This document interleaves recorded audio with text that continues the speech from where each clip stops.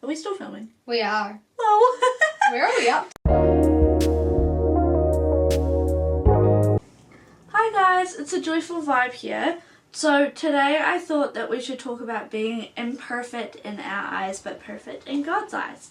So it has become second nature to us to bully ourselves into believing the devil, where it's like, I'm not good enough.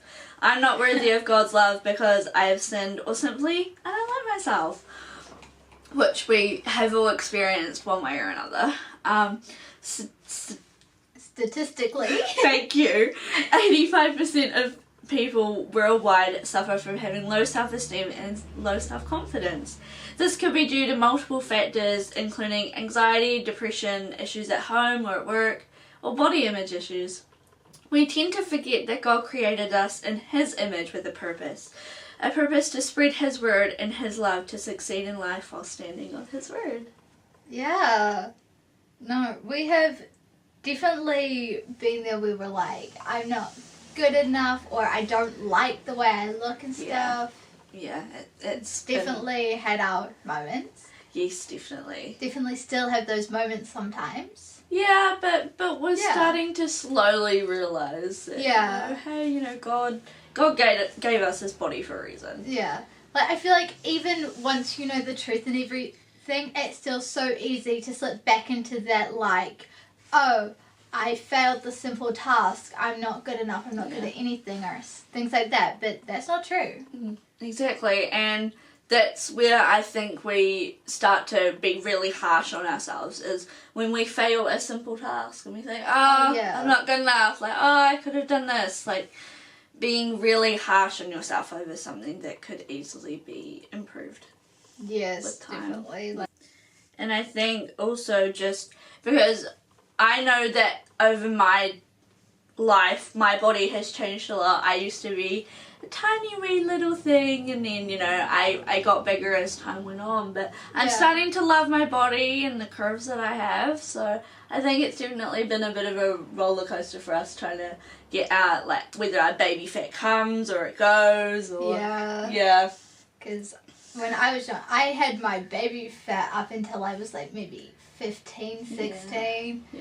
Like, it just never went away. Yeah. And, like, I was very active and everything, too. It was just the way my body was and everything. And then you'll be like, bing. And then over time, it just went away. Yeah. Again, nothing I did. It was just my body doing its own thing. Just doing its own thing. And I think that's where people forget, is that everybody is different. Nobody is the same. And no matter how active you are, your body weight could be due to genetic issues. It could be due to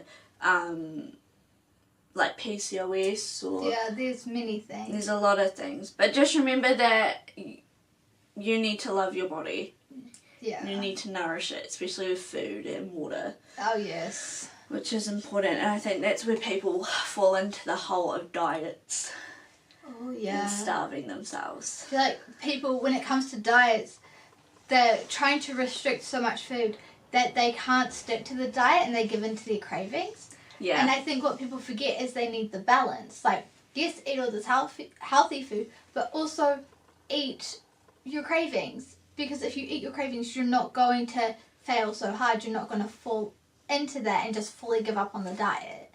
Yeah, exactly. And I think it's also, it's definitely a tricky topic to talk about, because some people are like, I'm doing this for, like, weightlifting or, like, bodybuilding, and I'm like, that's okay, but you've also got to remember that cutting out a lot of foods can cause issues to your body. Yeah. Like, I'm not an expert on diets. I've actually never done a diet. So, but from things that I've heard and everything from friends and stuff, I've learned, like, you need the balance, and, like, while doing this diet, you don't want to be taking away, like, all of your healthy foods and stuff. Exactly. Like, and you don't want this diet to bring you down and stuff. Yeah, it will honestly just make your mental health a lot worse. Yeah, the point of a diet is to feel better. Yeah. That's the whole point of it. And yeah. I think that's where people forget, where they're like, oh, I'm cutting out sugar, I'm cutting out all this stuff. But your body actually needs it. So your body actually needs sugar in order to make insulin in your pancreas. So I mean, and that's not saying like you have to go and eat lollies and stuff. It could just be like natural sugars. Exactly. Like so many foods have natural sugars and stuff in them. Definitely. Even with like sweeteners as well, it's still something. But natural sugars are the best way to go. Yeah, I mean even bread has sugar in it. Exactly. Especially white bread. White bread has more sugar in it. Yeah. Compared to the meal bread, like the whole wheat bread. Yeah, definitely. Yeah. I think also we need to remember that God talks a lot about us, His children, in the Bible. Yeah. Like in Ephesians chapter 2 verse 10, they say you are God's masterpiece. Yeah. And we are, and we need to remember that every time we look at ourselves in the mirror. Yeah, God made us in His image. Exactly. He made us perfect. Yeah. Always. And I think these days it's so easy to like compare yourself, especially with things like Instagram and TikTok and stuff. Just seeing all these like Instagram models or all these beautiful people posting on TikTok and stuff, and it's like, well, I'm sure they have days where they don't feel good. They probably only post the photos where they think they look good in. Yeah, and that's where also Photoshop comes in as well. Yeah. And, yeah. People, everything that you see on social media necessarily isn't real. It could have been edited one way or another, and that's where... Like, there's no way to guarantee. Exactly. Unless it's edited badly. Exactly. And I think that's where we tend to compare ourselves, because we're like, I'm not as skinny as this model on Instagram, or, I should have starved myself a bit more. And it's like, no. Or, like, even just the, comparing yourself to friends, or even siblings. Like, growing up, because I had, like, my baby fat. Like, I wasn't fat at all. I was a little chubby. Yeah. But I was shorter than my sisters. I was, like... My sisters, they're tall, they're blonde, they're skinny, blue eyes. Yeah. And then I'm, like, I wouldn't say I'm chubby, but I wouldn't say I'm skinny either. I'm, like, that... Mid-size. You're in the middle. Yeah, I'm, like, mid-size. But I'm happy with my size. I love my size at the moment. Yay. But yeah, back then I'm like, I'm not as skinny as them. Yeah. I'm not blonde, I don't have blonde long hair like they do. I have the blue eyes, but... Yeah. Yeah. Yeah, see, I was the opposite. I was so skinny. I was weighing at about 50 kgs no matter what I ate. I could eat a whole lot of bad food. Well, not necessarily bad food, but, like, a lot of, like, takeaways and things.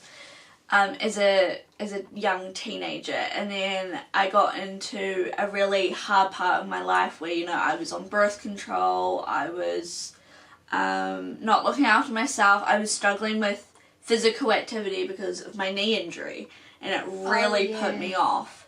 So I noticed I was getting bigger, and I really struggled with that. It definitely, my anxiety and my depression got worse as the time went on, but I noticed that, as long as I balance my food, my water, my activity, and, I look at myself in the mirror now and I'm like, girl, you're so pretty.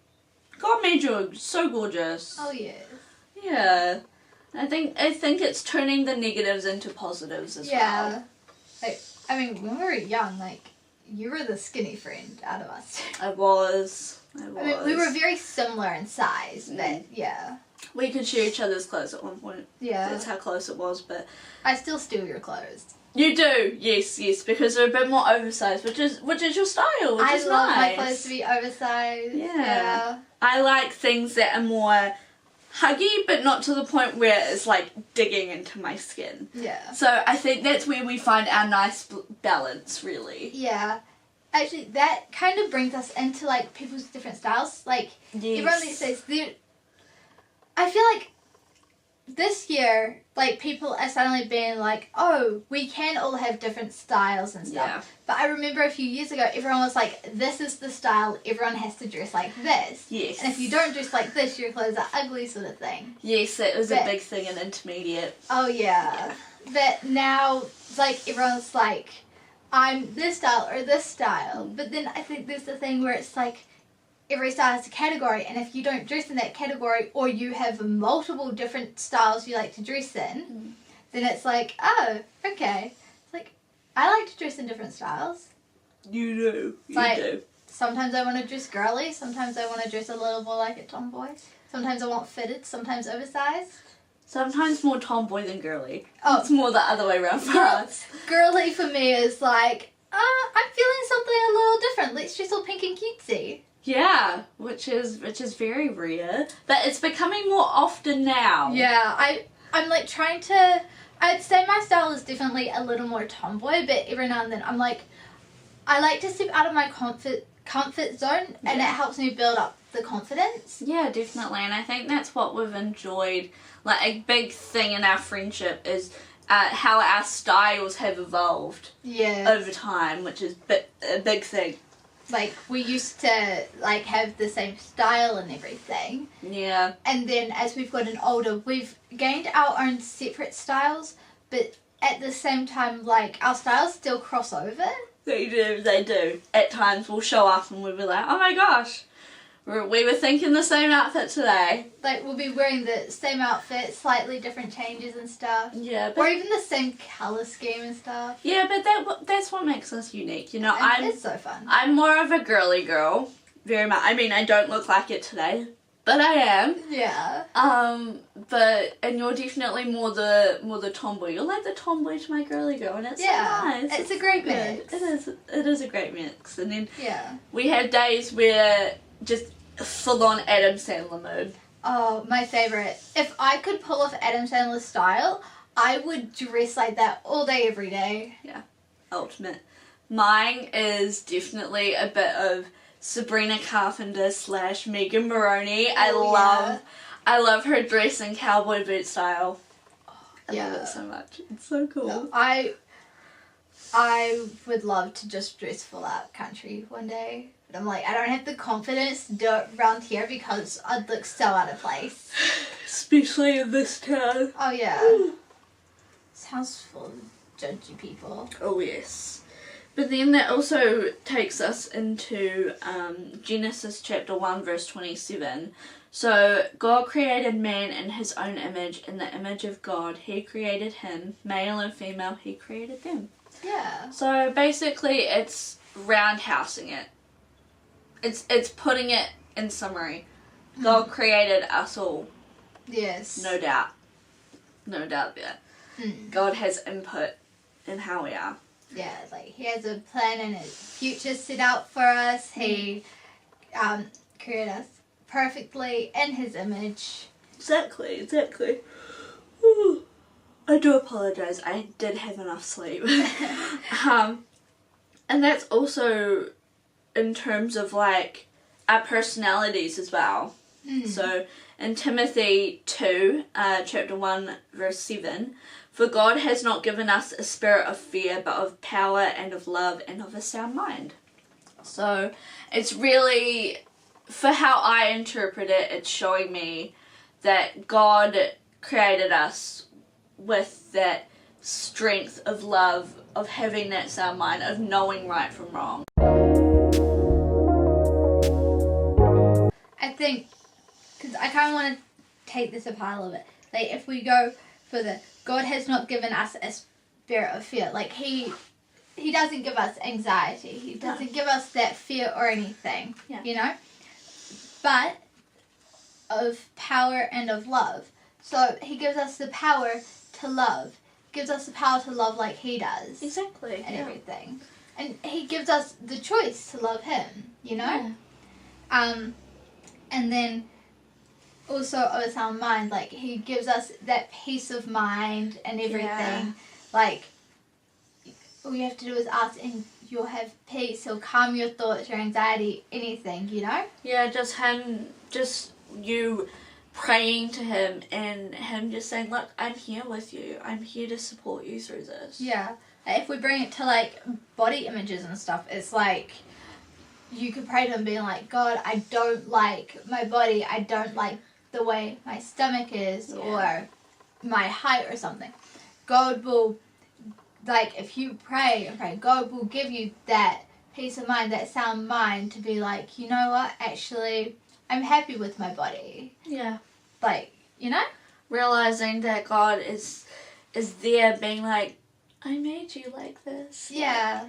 I made you in the image of how I've always wanted you to be.